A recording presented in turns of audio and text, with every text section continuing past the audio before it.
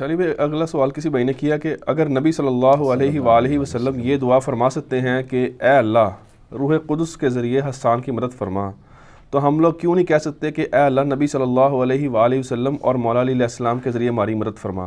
یہ تو وسیلہ اور وسیلہ شرک کیسے ہو گیا؟ نہیں، وسیلے کو کوئی شرک نہیں کہتا، یہ بالکل جھوٹ ہے۔ وسیلے کو جنہوں نے شرک کیا ہے، سب سے پہلے میں نے اس کو رد کیا ہے۔ 6 وسیلے ہیں جن میں سے 5 تو کتاب و سنت سے ثابت ہیں، ایک کے بارے میں اختلاف ہے اور اس کو بھی ہم نے کوئی شرک نہیں کہا، نہ میں نے تو ایون بدعت بھی نہیں کہا، اور وہ وسیلہ ہے نبی علیہ السلام کا وسیلہ۔ باقی نبی علیہ السلام کے علاوہ اور ہستیوں کے وسیلوں کے بارے میں سخت ہوں، اور مسئلہ 43 میں نے یعنی آج سے تقریباً 6 سال پہلے ریکارڈ کروا دیا، وسیلہ اور توسل کے صحیح احکام و مسائل، وہ پورا ایک مقدمہ ہے۔ میں اب 1.5 گھنٹہ دوبارہ تو نہیں بول سکتا، میں نے سارے دلائل قرآن و سنت سے دیے، کون کون سے وسیلے جائز ہیں اور کس وسیلے کا کوئی ثبوت نہیں ہے۔ اب یہ دیکھیں، آپ مثال ہی غلط دے رہے ہیں۔ اس مثال میں یہ ہے کہ روح قدس کے ذریعے حسان ابن ثابت کی مدد کرا، یہ نبی علیہ السلام نے دعا کی کہ اے اللہ جبرائیل کے ذریعے مدد کر، تو جبرائیل کے ذریعے اللہ کی مدد مانگی ہے، جبرائیل کی مدد نہیں مانگی۔ دوسری بات، اس کا یعنی جو ڈیکورم سیٹ ہے پہلے سے، ایک پریسیڈنٹ موجود ہے، وہ قرآن پاک میں حضرت عیسیٰ علیہ السلام کے جتنے معجزات ہیں نا، اس کے بارے میں یہ ذکر آتا ہے کہ ہم نے عیسیٰ کی مدد کی روح قدس کے ذریعے۔ تو نبی علیہ السلام نے اسی کو لیا نا کہ اللہ تعالیٰ نے ڈیوٹیاں تفویض کرنے کے لیے فرشتے رکھے ہوئے ہیں، اور وہ فرشتے ان ڈیوٹیوں کے اوپر مامور ہیں، لیکن مانگنا کس سے ہے؟ اللہ سے۔ اس دعا میں نبی علیہ السلام نے یہ تو نہیں کہا اللہ جبرائیل کے صدقے نازل فرما، یہ کہا ہے یا اللہ تجھے جبرائیل کا واسطہ میرا یہ کام کر دے، تو سر وسیلہ آپ نے کہاں سے نکال لیا؟ وہ والا وسیلہ آپ بھی یہی دعا کریں کہ جبرائیل علیہ السلام کے ذریعے مدد فرما، بالکل ٹھیک ہے، وہ اللہ نے ان کو ڈیوٹیز کے لیے تفویض کیا ہوا ہے، لیکن جبرائیل کو آپ نے پکارا نہیں ہے، جبرائیل کا وسیلہ پیش نہیں کیا۔ سر ہمیں اردو تو آتی ہے، آپ کو بھی آتی ہے، وہ بات کریں۔ میں اس لیے کہتا ہوں کہ پڑھے لکھے بندے سے آپ کا واسطہ پڑا ہے، خدا کے لیے سوال کرتے وقت اپنے الفاظ کو اگر خود ہی غور کریں نا، آپ کو جواب مل جائے گا۔ اس میں تو یہ بات ہے ہی نہیں ہے کہ اللہ تجھے جبرائیل کا واسطہ۔ اب رہا کہ اگر کوئی یہ کہتا ہے جی میں اس پہ قیاس کر کے یہ کہتا ہوں کہ اے اللہ نبی علیہ السلام اور مولا علی کے ذریعے میری مدد فرما، تو سر اس کے لیے آپ کو ثبوت پیش کرنا پڑے گا، اور ہم اس کو غلط اس لیے سمجھیں گے کہ نبی علیہ السلام کی مبارک زندگی میں غزوہ بدر اور غزوہ احد کے اندر آرمی چیف کون تھے؟ حضرت حمزہ ابن عبد المطلب۔ تو غزوہ خندق کے موقع پر نبی علیہ السلام نے یہ دعا کی اے اللہ حمزہ کے ذریعے میری مدد فرما۔ غزوہ خیبر کے موقع پہ کہا کہ اے اللہ حمزہ کے ذریعے میری مدد فرما، جیسا کہ تو نے بدر و احد میں مدد کی تھی، اس لیے کہ وہ دنیا سے جا چکے تھے، ان پہ موت آ چکی تھی، وہ آخرت کی زندگی میں چلے گئے تھے۔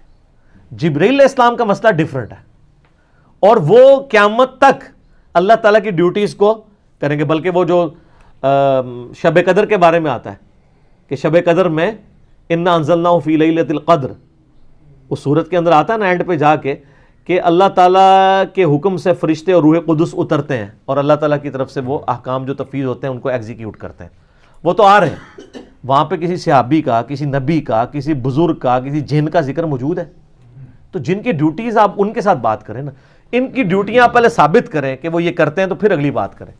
باقی استعانت والا مسئلہ نمبر 3 میرا دیکھ لیں، میں نے اس میں سب کچھ ڈسکس کیا ہے کہ دعا صرف اللہ ہی سے، یہ واسطہ اور وسیلہ ڈسکس ہی نہیں ہو رہا ہے اس کے اندر۔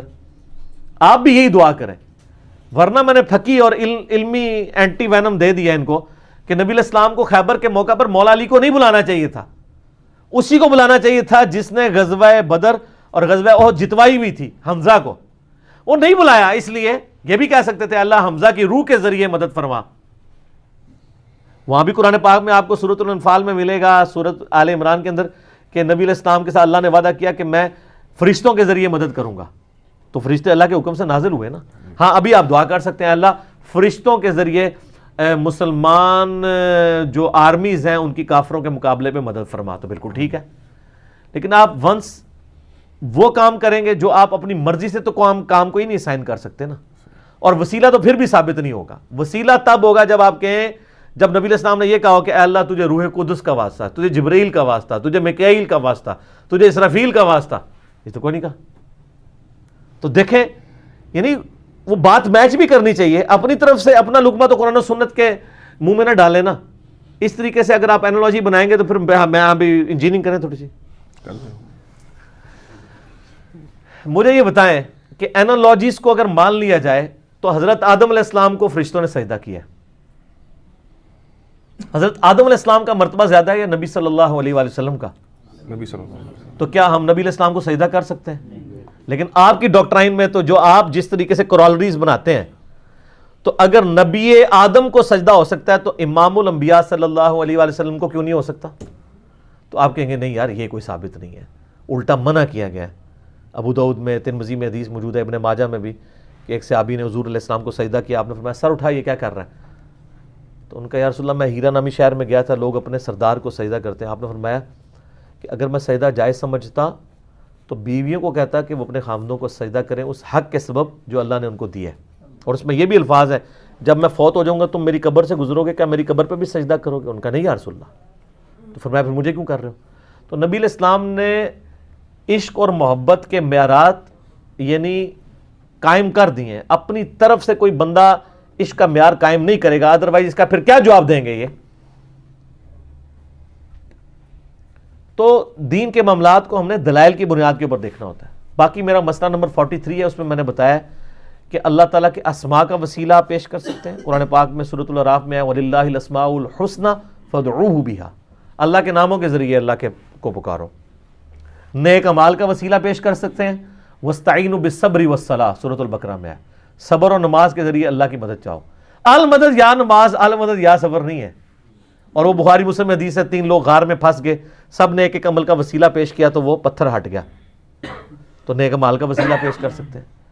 پھر کسی نیک آدمی سے دعا کروا سکتے ہیں جو سامنے موجود ہو، جیسے صحابہ کرام نبی علیہ السلام سے دعا کرواتے تھے. اور نبی علیہ السلام کی وفات کے بعد صحیح بخاری میں 1010 نمبر حدیث ہے 1010 کہ سیدنا عمر نے کہا اللہ جب تک تیرے نبی موجود تھے انا کننا نتوسل الیک بنبینا صلی اللہ علیہ وآلہ وسلم، ہم تیرے نبی کے ذریعے تیری طرف توسل اختیار کرتے تھے. اب ان کے چچا کو لے کے آئے، ان سے دعا کروائی اور بارش ہوگی. تو سامنے موجود ہے اس سے دعا کروائیں. پھر مقام وسیلہ کا ذکر بخاری مسلم میں آتا ہے، جو مقام وسیلہ کی دعا کرے گا اذان کا جواب دینے کے بعد، دروشی پڑھنے کے بعد، میری شفاعت اس کے لیے حلال ہو جائے گی. پھر نبی علیہ السلام کے تبرکات کا وسیلہ جو بخاری مسلم میں آتا ہے کہ صحابہ کرام آپ کا پسینہ لے جاتے تھے، آپ کا لعاب دہن مبارک، وضو کا بچا ہوا پانی چہرے پہ ملتے تھے، وہ جو آج تو اویلیبل اس طرح نہیں ہے. بال مبارک ہی مل سکتے ہیں.